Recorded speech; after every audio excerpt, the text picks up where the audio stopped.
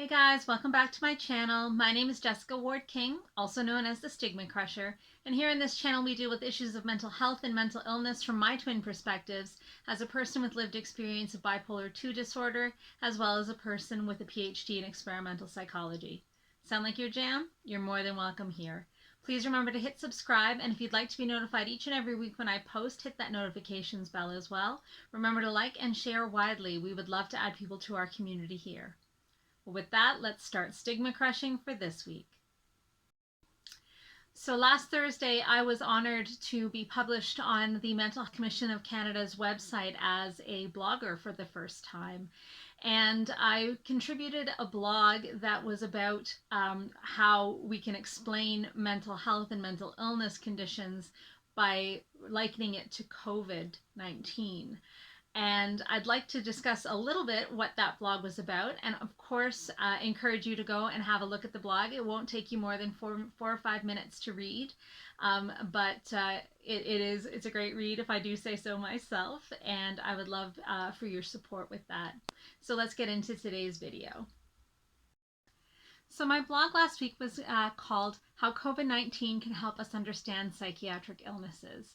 And the crux of the matter is this. If I wake up this morning and I have a stuffy, runny nose and a sore throat, I may not know what the cause of it is. I will assume that I have a cold. Maybe I take a COVID rapid test. Maybe I think I might have allergies. So I take a cold and flu medication. I take an allergy pill for good measure. The rapid test comes back negative, so I don't really know what I have. I might do other things for self-care, like drink some lemon tea, gargle with salt water, use a saline spray for my nose, take some bed rest, eat some chicken soup, all of those things that we know to do for illness, and basically wait it out. Now, if it becomes more serious, like for example, I start having trouble breathing, I may have to go to the doctor or to a hospital to be looked at, and they might do more tests, like a chest x-ray to see if I have pneumonia, or lab cultures, blood work to see if there's any microorganisms, bacteria, viruses that they can detect. And ultimately, they are going to treat, at first at least, they're going to treat those signs and symptoms like the shallow breathing or the snotty nose or whatever the case is. And then if they do get back positive result for some kind of bacteria or virus, then they'll know exactly what it is they're treating, and they may start with antibiotics or an antiviral. But until then, they are treating, and I am treating, just the symptoms of the illness.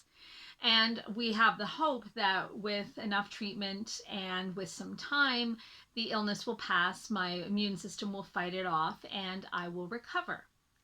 Now, psychiatric illnesses are a lot like this model. We don't have, for most psychiatric illnesses, we don't have any lab blood work, any laboratory tests, any scans that can diagnose mental illnesses. There are some scans, for example, that can indicate something like Alzheimer's. There are misfolding proteins that can indicate some neurodegenerative disorders. But and neurosyphilis, I should mention. We know that neurosyphilis is caused by the bacteria that causes syphilis, and so that we can treat with antibiotics. But for the rest of our psychiatric disorders, like depression, bipolar disorder, schizophrenia, we don't have any laboratory tests. And so what we do is we look at the symptoms that the person is exhibiting. We can make our best guess as to what the cause might be, but really we're just treating those symptoms. And so if we see someone struggling with anxiety, we would treat anxiety using the cognitive behavioral therapy, using medications that we know treat anxiety, and we would do our best to wait it out, and hopefully the person would be able to recover. Now, something that's interesting is that I'm not saying here that there is no cause to psychiatric illnesses, that there is no actual pathogen or biological reason for them. I absolutely believe that there is. I simply don't think that our science is advanced enough yet to be able to create diagnostic tests to determine what that is. We do have some indications, and it's some fairly new indications, that there are blood tests that can reliably screen for bipolar disorder or major depressive disorder, but those are still in trials. We have some technology for brain scans that can help us differentiate between patients that do have bipolar or depression versus those that don't, patients that do have obsessive compulsive disorder versus those that don't.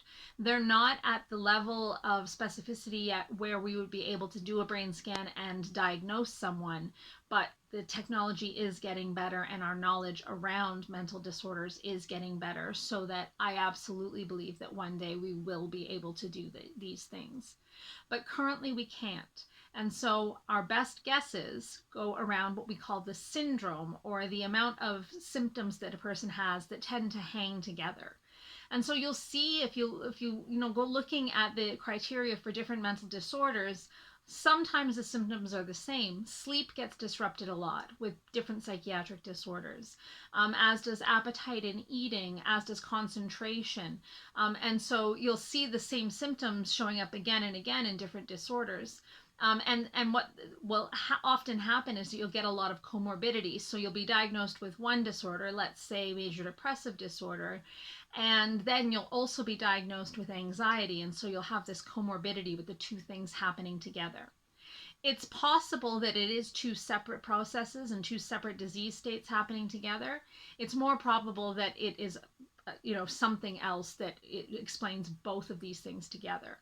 And so hopefully one day we will figure out what that is, and we won't just be treating the symptoms. However, I say that, and yet at the same time, if we did have a brain scan or a blood test that was expensive, would we even bother to do it, or would we still treat the symptoms like we do with a cough and a cold?